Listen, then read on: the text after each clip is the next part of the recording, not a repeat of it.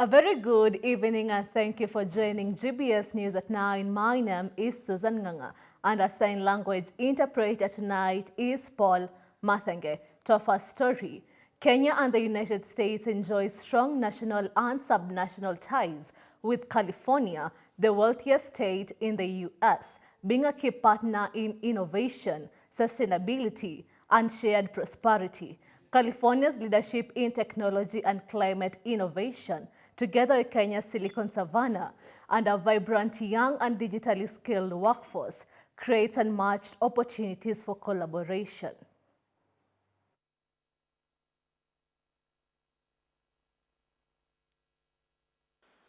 And I promise you on behalf of these good people here, colleagues from Kenya, that we are ready, we are willing, we are available to partner and to see what we can do together in a mutually beneficial engagement between our two countries.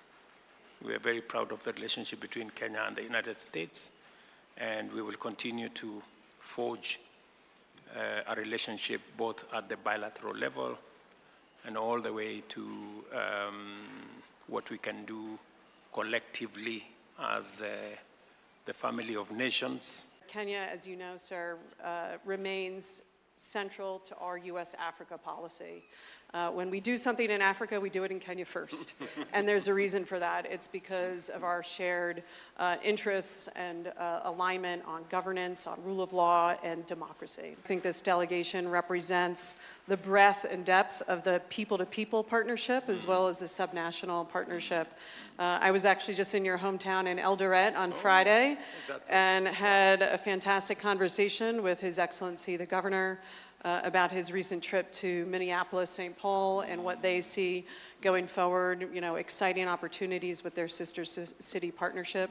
So the embassy will always stand ready to support states and cities, et cetera, who come to visit us, because our interest is really shared prosperity for Kenyans and Americans alike.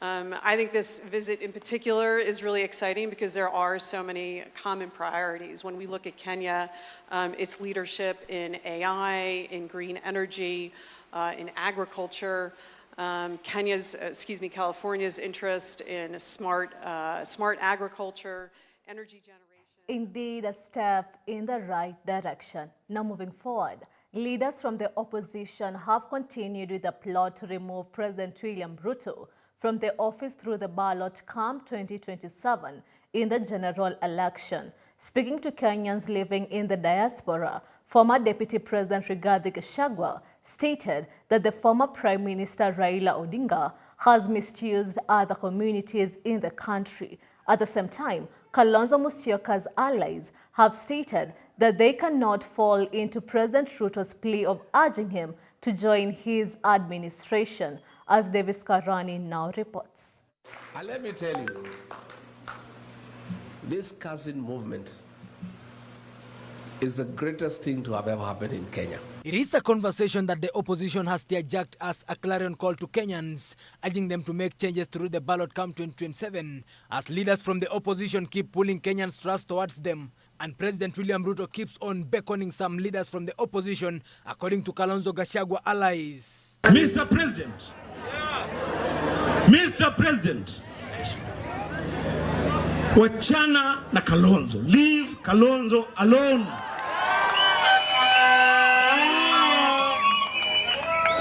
Wachana na Kalonzo kabisa. Na hii fitina mnafanya kila wakati kusema ati Kalonzo will join your government. I want to tell you, and I speak with authority of the party leader himself, that Kalonzo Musyoka is not joining your government at any one given time.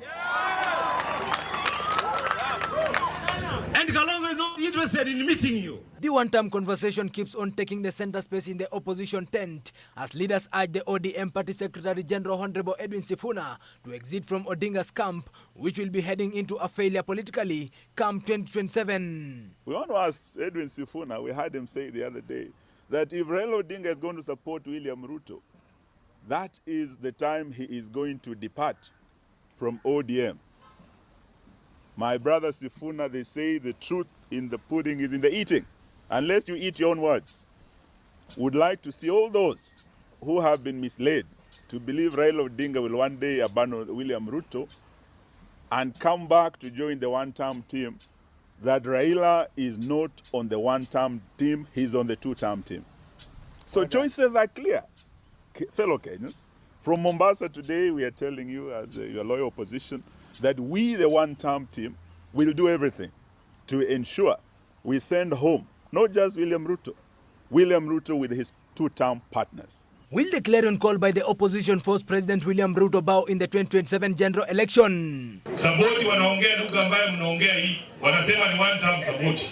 Nimekuwa Kabuchai, Bungoma, wanazungumza lugha ambayo mnazungumza hapa, wanasema ni one term. Nimekuwa Bumula, mheshimiwa, na tarehe 31 tutakuwa na kikosi chetu wapi? Busia.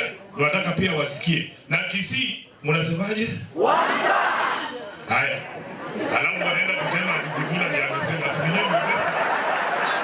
The push and pull will continue, but time will tell. Davis Karani, GBS News, Nairobi.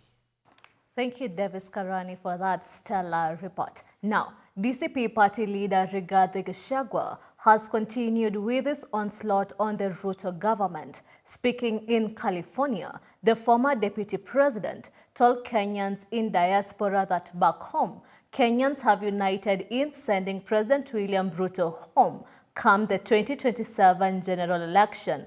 Back home, leaders have condemned Gachagua's remarks in America. Let's take a listen. At California, mnasemaje? Hapa pia ni one term? Sure. Rigathi Gachagua, the former deputy president, is a man on a mission overseas. I have come, my good people, on two fronts. One, to share with you what is happening back home. Number two, to share with you what I think you can do to make Kenya great and to address the issues that challenge us as a nation. Number three, to seek a partnership with the diaspora on how we can work together and how the brigade in the diaspora can participate in the economic transformation of our country. Even as he faces tough questions from Kenyans in diaspora in the United States of America. To stop these abductions, to stop these killings, to stop the torture of young people is one term. That is why it is a clarion call across ridges, across valleys, on top of the mountains, in bars, in hotels, in buses, in Uber, in churches, in schools, in university halls, in the bus stops. There is no other discussion in Kenya. It's one term. Here at home, his remarks abroad continue to rub the government the wrong way. Prime Cabinet Secretary Musalia Mudavadi wonders whether the former deputy president is speaking as a security officer of a foreign nation. Sasa unakuwa kiongozi wa taifa na unaenda na wewe ndio unakashifu taifa lako kwa njia ambayo defeats all reason and all logics kwa taifa la ng'ambo huko, to the extent that ukiongea, we don't know whether you are speaking as a security officer for the American government or you are talking as a Kenyan. Whereas Interior Cabinet Secretary Kipchumba Murkomen termed his remarks as outright propaganda. But until you put that information in writing, the rest is just pure propaganda and falsehood that must be treated with the contempt that it deserves. So I challenge the former deputy president to to make his allegations now properly on record if he really thinks that he has information that can help this country. Over 300 intern nurses whose appointments were revoked marched to the Ministry of Health headquarters to demand their release of their letters. The students, drawn from different universities, strongly opposed Health Cabinet Secretary Aden Duale's decision to cancel their letters. The interns who have vowed to keep their path in fighting what rightfully belongs to them will continue being on the streets till their voices are heard, according to their leaders who spoke during their protest. All agree that the government has got no bona fide interest with the nursing profession in Kenya. And the reason why we are saying that, first of all, the government cannot waste a lot of money, to educate us through campus. That is one thing. Other than us, the people who also went under private sponsorship, and they have spent a lot of money. And the dignity that you could have given us as young students, it is to ensure that we receive and get our license. The CS said that we have been revoked as a result of being not officially graduated. And with me here, I have evidence to show that I was awarded a degree by my university. If you can zoom. I have underlined the part where I was awarded a degree by the University Senate. The CS said I am not. So I have brought evidence, and we have also written a petition. To make camp Papa from last week, and we are not going to tire. We are going to be here until the reinstatement, because even before, graduation has never been a prerequisite for internship. The guideline says, as he said, as long as you are done with your school, you are approved by your Senate, you are eligible for internship. So we are. Kuppet Secretary General Akelo Misori, his deputy Moses Nturima, and National Vice Chairman Julius Korir, during a press briefing representing the Kenya Union of Post-Primary Education Teachers, accused the Teachers Service Commission of failing to address the long-standing problem of teacher stagnation. Kuppet says, despite the government moving decisively to promote thousands of police officers in similar circumstances, tutors remain in same job for many years. Kuppet Secretary General Akelo Misori criticized the TSC for subjecting teachers to 4 or 5 interviews for the same position, even after years of service. Let's have a look. Kuppet National Executive Board commends the Police Service Commission for its decision to promote all police officers who have stagnated in one job group for more than 10 years. Under the policy, which has been approved by the Cabinet Secretary for Interior, Honorable Kipchumba Murkomen, the National Police Service Commission will promote the officers without declaration of vacancies or interview. When a government singles out a sector of employment and rewards them with summary promotions, it is curious. It is good that they have promoted the police who have stagnated for 10 years. But what about teachers? Now on developing news in the murder of Albert Ojwang, Deputy Inspector General of Police Eliud Lagat accuses that the decision on whether to charge him over the death of the blogger lies exclusively with the Director of Public Prosecutions and not the courts. Here is the full report. Deputy Inspector General of Police Eliud Lagat has stated that only the Director of Public Prosecution can decide to charge him with the murder of Ojwang, not the courts. He argues that compelling the DPP to institute charges against him will be unlawful assumption of constitutionally mandated powers and will undermine prosecutorial independence. Through his lawyer, Cecil Miller, Lagat submitted that the court cannot declare someone guilty without a trial, nor direct the DPP to prosecute absent evidence of constitutional failure. He denied any involvement in the alleged arrest, torture, and killing of Ojwang, noting that both the Independent Policing Oversight Authority and the DPP investigated the matter and found no evidence linking him to the incident. The investigations led to the charges against other individuals deemed culpable, but not him. In Kisumu, the ongoing nurses' strike has entered its 4th day with an unexpected show of compassion. Members of the Kenya National Union of Nurses, Kisumu branch, have postponed a planned street protest to stand in solidarity with families mourning loved ones lost in a recent tragic road accident. Our reporter has the details. The Kenyan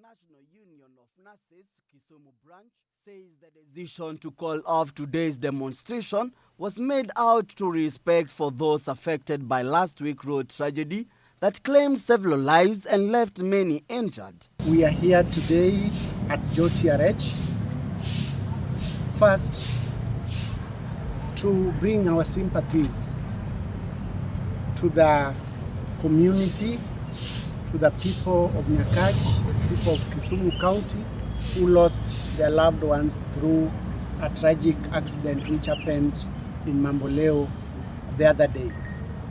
We are also here in support to the survivors who are still in the wards, who are undergoing different treatments and surgeries. We are here specifically to help and to support by having a blood donation drive that is going to help the people who are still in the ward, the ones who are injured. Union officials say that while their push for better working conditions and timely pay remains unchanged, they could not in good conscience march throughout the street while the community mourns. The nurses have vowed to resume their industrial action tomorrow if no breakthrough is reached, but for today, solidarity replaced protest. So we come to mourn with our people and actually give support and solidarity to the community, because we know it is in many other ways that this community of Kisumu and the larger nation has given the nurses and the health sector that support that is required from them. We said today we were to have our demonstration in the streets of Kisumu up to the governor's office, but we saw it wise that we postpone every activity to come and give our support to the community and to the people of Nyakach and to Kenyans who have their loved ones lost through that tragic accident. Paul M. Minor reporting for GBS TV, Kisumu County. That report takes us to a very first break here at GBS TV Africa. Keep your feedback streaming into our social media platforms at GBS TV Africa. The SMS line is 21144. We'll be right back. And for the topic of the day is self-awareness and sisterhood. Self-awareness and sisterhood. People know they're self-aware, but if you don't know how to act on it, then you're not really as self-aware as you think. I usually say garbage in, garbage out, and whatever, you cannot give what you don't have.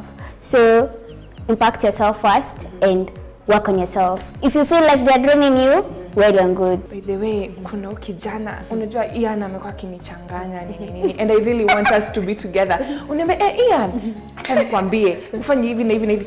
Alafu tunakuja friend dinner or something, na kuna una turn up na Ian, are you mad? You know, as adulting is adulting, right now is the real intentionality that comes in. But if you are self-aware as a person, you get to now be intentional with us. Kama mmekuwa distant, you can reach out. So today's game is a sing the artist song, right? Sing the artist song. Nyashinski! Aya basi, sing for us. Twende nalo. Uko sawa na wote malaika na mabawa ya wote wanakita wendo mama ya.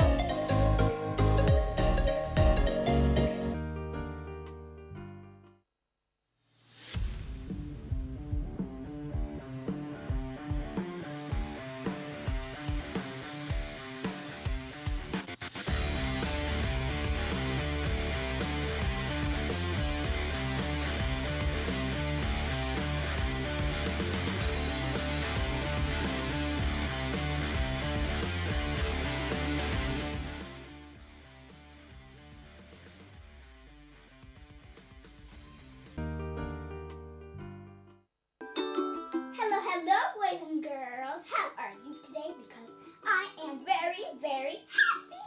So So we are on Kids Mind on GBS TV. Today we're going to make ta-da! A boba tea letter set.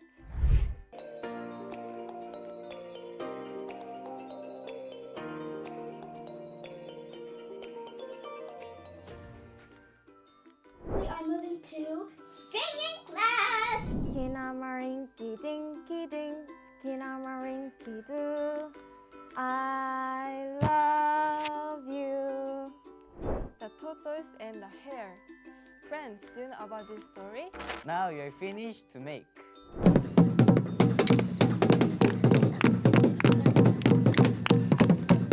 Enjoy yourselves, everybody.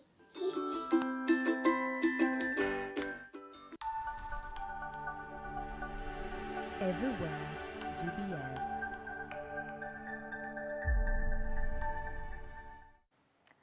In Geneva, UN agencies are sounding the alarm over deadly cholera outbreaks sweeping across Sudan and warning that civilians are still being terrorized even as they flee conflict. Here is the full report. The United Nations High Commissioner for Refugees Protection Officer for Darfur, Jocelyn Elizabeth Knight, described harrowing testimonies from seeing Zamzam displacement camp. A tiny boy told me, you know, during the day things are okay here, but I'm afraid to go to sleep at night in case the place where we're living is attacked again. Beyond the violence, Sudan now faces a fast-spreading health crisis. The World Health Organization says cholera has swept across all states, with nearly 100,000 cases reported since July last year. Cholera has swept across Sudan, with all the states reporting outbreaks. Nearly 100,000 cases have been reported since July last year. In eastern Chad, where refugees are arriving daily, conditions are dire. The Commission Principal Situation Coordinator for Eastern Chad, Patrice, warned that over 200,000 refugees remain stranded at the border in urgent need of clean water, sanitation, and medical care. We still have more than 230,000 refugees at the border in very difficult situations. So without urgent action, including enhancing access to medical treatment, to clean water, to sanitation, to hygiene, and most importantly, relocation from the border, many more lives are on the line. As of early August, 264 cholera cases have been reported by the government in Dugi settlement. As of early August, 264 cholera cases have been reported by the government in Dugi settlement, and 12 deaths. As a consequence, UNHCR has suspended the relocation of refugees from border points in order to prevent new cases. The crisis is compounded by another deadly threat: landmines. From Port Sudan, United Nations Mine Action Service Chief Mohammed Rashid confirmed 6 new minefields in Khartoum, 3 containing anti-personnel landmines, the first such discovery there. Last week, 6 minefields were confirmed in Khartoum. 3 of them contains anti-personnel landmine, which is the first time we hear.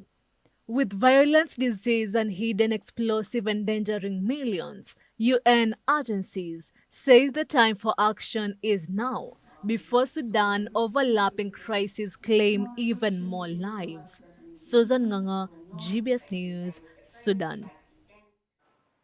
Tensions are rising in Ivory Coast as thousands took the streets of Abidjan to protest the exclusion of key opposition leaders from the upcoming presidential election. With just weeks to go before the October vote, President Alassane's bid for controversial fourth term is drawing sharp criticism, both at home and abroad. At the heart of the unrest, demands for justice, inclusion, and a return to democratic principles. Here's more on the growing political standoff. In Abidjan, thousands of Ivorians filled the streets demanding justice and fair elections. The protests erupted after key opposition leaders, including former President Laurent Gbagbo and Tidjane Thiam, were barred from running in the October vote. We are demanding a revision of the electoral roll. We are demanding the reintegration of political leaders onto the list. We are demanding reform of the Electoral Commission. We are calling for fair elections in 2025.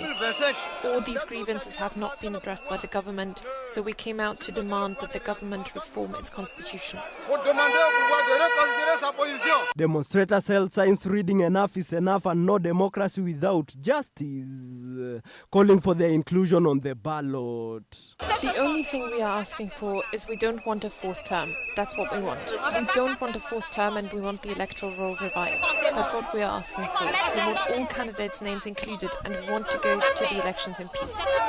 President Alassane Ouattara, now seeking a fourth term, faces growing criticism for removing term limits through a 2016 constitutional change. Thiam, viewed as his strongest challenger, was disqualified over dual nationality laws, even though he renounced his French citizenship. Ouattara, you need to come so we can talk. Soro must return. Laurent Gbagbo is here. Tidjane Thiam is here. Charles Blé Goudé, everyone. We need to talk and move forward. Let's avoid bloodshed, because bloodshed is not good. As October election day approaches, tension is rising. Ivorians are demanding a peaceful and inclusive process, warning that silencing opposition voices could risk repeating the unrest of past elections. Elvin Muyodi, GBS News. We'll keep him updated on that development. Now, the bodies of former Environment Minister and Deputy National Security Coordinator have been buried at a military cemetery after tribute by President John Mahama yesterday in Accra. This is the story. Ghana on Sunday interred the remains of 2 of the 8 victims of the tragic army helicopter crash at a military cemetery in Ghana's capital, Accra. President John Mahama gave his tribute to the departed government officials, including the Environment Minister Ibrahim Mohamed Murtala and the Deputy National Security Coordinator, Alhaj Munir Limuna Mohamed. I believe that they would have wanted us to continue the hard work that we were doing with them. And so, in memory of them, we shall continue to work very hard to serve the people of Ghana, to ensure the success of our reset agenda, so that their names will be written in gold in paradise. The bodies of all the victims have been identified after DNA analysis in South Africa. Ghana has planned a state funeral for the remaining souls this Friday, the 15th of August, at the Black Star Square in the capital. The Wednesday's crash was one of Ghana's air disasters in a decade.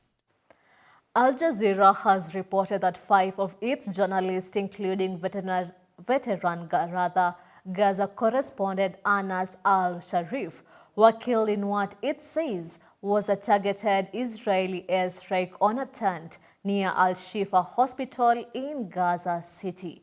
The network said the victims, Al-Sharif, 4 colleagues, and several civilians sheltering nearby, had been covering the conflict when the strike hit. The Israeli military confirmed it deliberately targeted Al-Sharif, accusing him of being a senior Hamas operative for posing as a journalist, allegation that Al Jazeera and press freedom groups strongly deny. The UN, the UK government Reporters Without Borders, and the Committee to Protect Journalists condemned the attack as a targeted assassination and a breach of international humanitarian law, calling for an independent investigation. Al-Sharif, known for his frontline coverage, had spoken about rising violence in Gaza just before his death.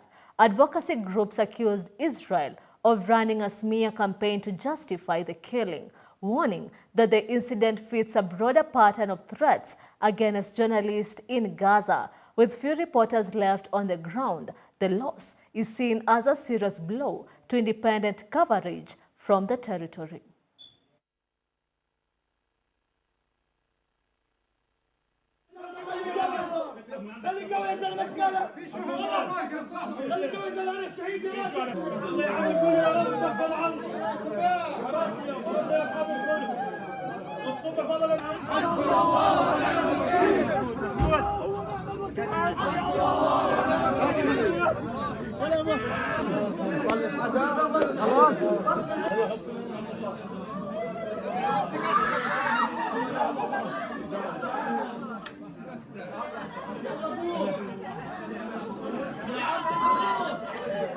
قتل الزملاء الصحفيين في قناة الجزيرة هو جريمة لم تكن الأولى من نوعها. الاحتلال يعني منذ بداية العدوان قتل عشرات الصحفيين، وهذه جريمة يجب أن يقف أمامها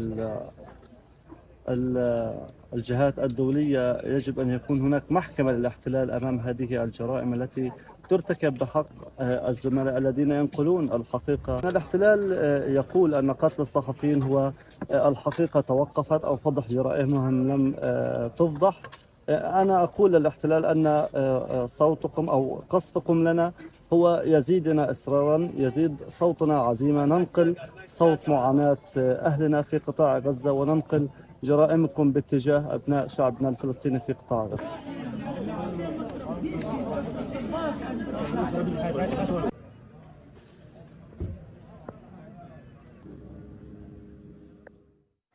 Moving forward, Israeli Prime Minister Benjamin Netanyahu stated that he expected to complete a new Gaza offensive fairly quickly, as the UN Secretary Council had new demands for an end to suffering in the Palestinian enclave. Netanyahu, speaking after his security cabinet on Friday, approved a much criticized plan to take control of Gaza City. He said he had no choice but to complete the job and defeat Hamas to free hostages seized from Israel. Israel's security cabinet instructed the IDF to dismantle the 2 remaining Hamas strongholds in Gaza City and the central camps. Contrary to false claims, this is the best way to end the war and the best way to end it speedily. Hamas says it will not disarm unless an independent Palestinian state is established. It wasn't clear when the offensive, which will be the latest in successive attempts by Israeli military to clear the militants from Gaza City, will begin. European representative at the United Nations said famine was unfolding in Gaza and Israel's plan would only make things worse. Expanding military operations will only endanger the lives of all civilians in Gaza, including the remaining hostages, and result in further unnecessary suffering. Malnutrition is widespread in the enclave due to what international aid agencies say is a deliberate plan by Israel to restrict aid. Israel rejects that allegation, blaming Hamas for the hunger among Palestinians and saying a lot of aid has been distributed. The U.S. representative at the Security Council, Dorothy Shea, defended Netanyahu and said Washington was committed to addressing humanitarian needs, freeing the hostages and achieving peace. We need to place responsibility where it lies, with Hamas, and hold it and other Gaza terrorist organizations fully accountable. Today's meeting, like so many other recent actions, undermines those efforts. Israel has accepted 3 ceasefire proposals. Hamas consistently rejected them. It is not negotiating in good faith. Netanyahu said Israel was working with Washington in creating a surge of aid into Gaza, including by land. His office said he spoke with U.S. President Donald Trump late Sunday to update him on Israel's plans. Reporting for GBS TV, I'm Paul Yamaina. It is time for us to take a short break. We'll be right back with even more.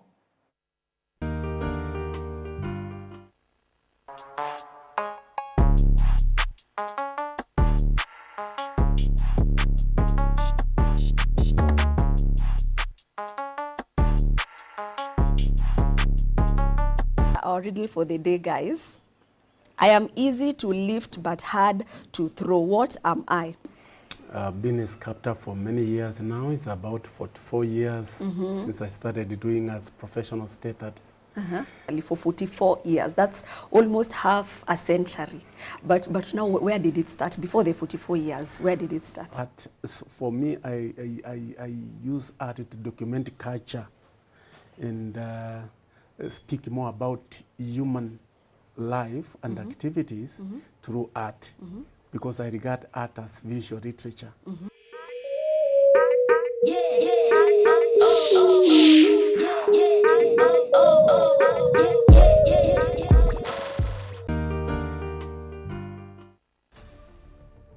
Anza wiki yako kwa njia sahihi kwa GBS Jumatatu.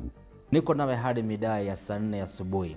Kwanza niseme asante kwa kuzidi kufuatilia na kutazama vipindi vyetu ambavyo huwa tunakuandalia hapa ndani ya GBS TV Jumatatu. People are now seeing the money that have been given to church as a bribe. Jiunge nasi kila Jumatatu asubuhi kuanzia saa 1:30. Nimesikia mwenzangu akifanya hesabu hapo ya vile ambavyo miungano zitakuwa. Ruto is going to fail whether with Raila or without Raila. Kuna mahali anakosea akisema ati Raila na Ruto wataungana. Hakuna kuungana iko hapo, ndugu yangu, aje nikwambie ukweli. Hadithi za kunoga. Ukiangalia wananchi wa Kenya, pia hao maisha yao imedhulumiwa kwa kuongezwa kwa taxes, ziko very high taxes. So the statement by the Rigathi Gachagua is just statement ya kumcheck that we can see you we can see between the lines. Na mazungumzo yenye nguvu ya kukuletea utulivu kwa wiki yako. Ati Raila ataingia UDA hapo hiyo ni ndoto. Mimi nasema hivi mheshimiwa, ikiwa Raila itakuwa, mimi naona itakuwa hadi saa 4 za asubuhi kwa majadiliano ya kusisimua. Mheshimiwa Rais William Samoei Ruto ajue ya kwamba sasa yeye ni president wa Kenya. Sio mambo ya kufanyia wana Kenya mzaha. Kupoteza biashara kwa siku moja katika CPD, nafikiria ni jambo ambalo ni rais. Usikose, ingia kwenye GBS TV. Anza Jumatatu yako kwa kusudi. If the government does not spend, my brother, hakuna maendeleo inaonekana, hakuna barabara zinatengenezwa, hakuna dawa kwa hospitali, my friend, economies will not grow. Tuonane panapo majaliwa yake Mwenyezi Mungu. GBS Jumatatu, palipo mjadala wa leo na mwelekeo wa kesho. AS and A levels is a qualification program that is advanced. That is after one has completed the high GCSE program, then they advise to continue for AS and A level. AS typically is a 1-year program, and A levels is done in the 2nd year after completing the AS level. And this one equips the student with the knowledge that is recommended for the university and also by employers outside the countries or within the country.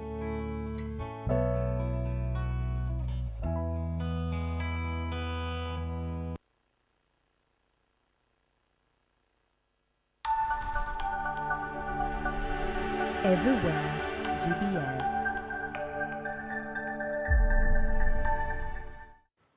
It is time for your most favorite segment of the show, the Sports News. Let's get sporty.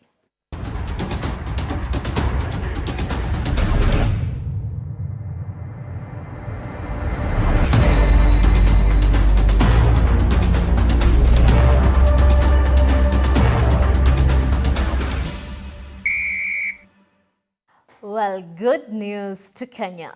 10-man Harambee Stars booked their place in the CHAN 2024 quarterfinals. Harambee Stars displayed the best of their defensive skill, edging Morocco 1-0 in an explosive Group A match at Kasarani Stadium. With one game to go, they now have a destiny in their own hands, a quarterfinal ticket firmly in sight. A first-half strike from the Ryan Ogam proved decisive from Benny McCarthy's side, marking the second straight match in the tournament where Kenya played a man short. Harambee Stars will now enjoy a week's rest before facing Zambia in their final group game on Sunday at the same venue. Reduced to 10 men in the first half, Kenya matched their opponents toe-to-toe, before retreating to defend their territory in the second stanza, recording a historic victory on home soil.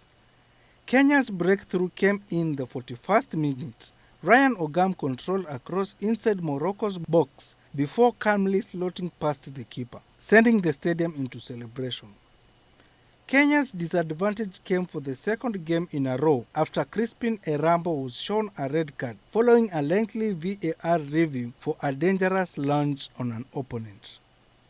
Goalkeeper Brian Omondi delivered a stellar performance, earning man of the match honors. For this match, coach Benny McCarthy made sweeping changes from the squad that drew 1-1 with Angola. Ryan Ogam earned a starting berth after beginning the last game on the bench, while Bandari's Mohamed Siraj made his first start of the championship alongside Lewis Bandi. Skipper Abud Omar and Alphonse Ominja dropped to the bench. The win takes Kenya to the top of Group A with 7 points, guaranteeing knockout stage qualification. Harambee Stars players and technical bench members each pocket 1 million shillings, following a pledge by President William Ruto. Kenya had earlier beaten DR Congo by the same scoreline in their opening game before drawing 1-1 with Angola. Reporting for GBS TV Sports, I am John Kinyanjui. Well, to other good news, President William Ruto meets the Harambee Stars in Nairobi, congratulating them on their historic qualification for the CHAN knockout stages after defeating Morocco. The head of states praises the team for uniting Kenyans through their performance and announces other cash rewards for upcoming wins. Here are the details. Good morning. How are you? Thank you very much. President William Ruto met with Harambee Stars players earlier today in Nairobi to applaud them for hard-fought win over Morocco, marking a milestone in the nation's football history. He promised them more rewards, in which a victory against Zambia next Sunday will see each player with 2.5 million Kenyan shillings, while a quarter-final triumph will earn them 1 million Kenyan shillings each. The match ignited celebrations across the country, with fans lauding the team's determinations and skills on the pitch. The qualification is the first time in years that the team has reached this stage of the tournament. Mukipita quarters, hapo unapata milioni moja yako na affordable house 2 bedroom.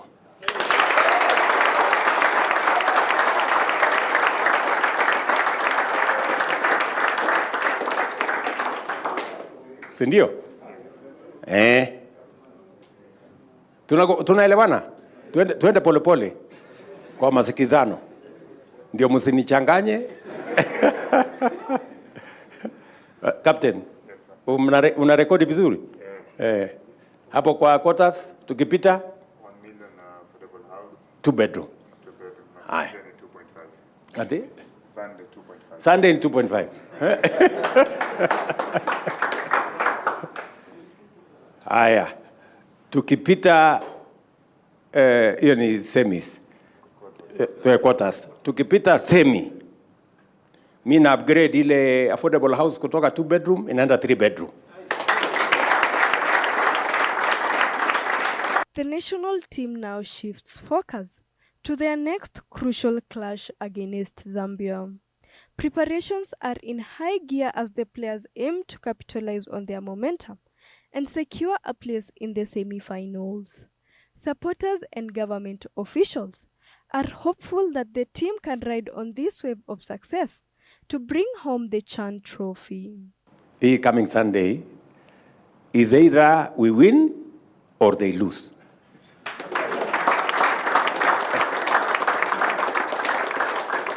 Ama? Yeah? Either we win or we win. So, and we trust you. We trust your acumen. We trust your professionalism. We trust your confidence. And we know you're going to make us proud, make our nation prouder, and make your families even more proud. So you have our charge, you have our goodwill, you have our support, you have our prayers as you go forward with these games. The Harambee Stars' journey has become more than just a football story. It is a rallying point for unity and national pride.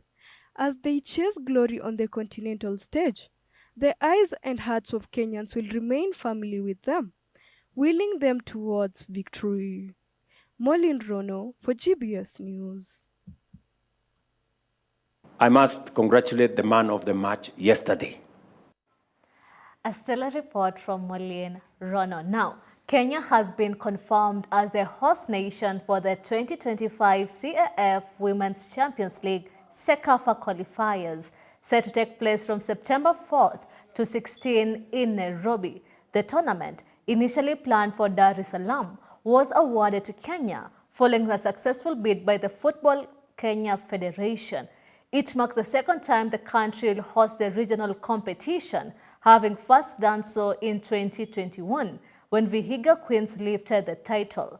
Kenya Police Bullets will have home advantage as they seek to qualify for the CAF Women's Champions League for the first time when Kenya hosts the 2025 CECAFA qualifiers.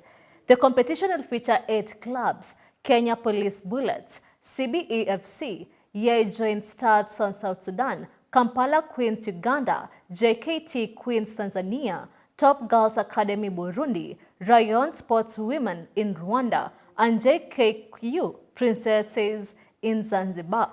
Kenya Police Bullets are eager to make amends after last year's heartbreak in Ethiopia, where they lost 1-0 to Commercial Bank of Ethiopia in the final. The winner of the regional event will secure the sole CECAFA slot at the 2025 CAF Women's Champions League.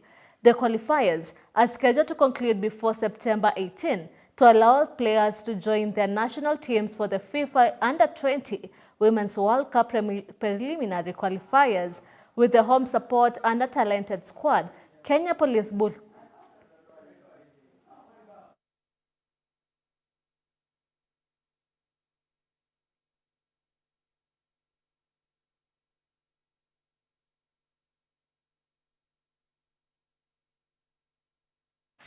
Well, the sports news was nothing but good news for Kenya. And with that, you have come to the end of our news bulletin tonight. It's always a pleasure having you on board. Let's do this again next time, same channel. My name is Susan Nganga, and our sign language interpreter tonight has been Paul Mathange. Good night.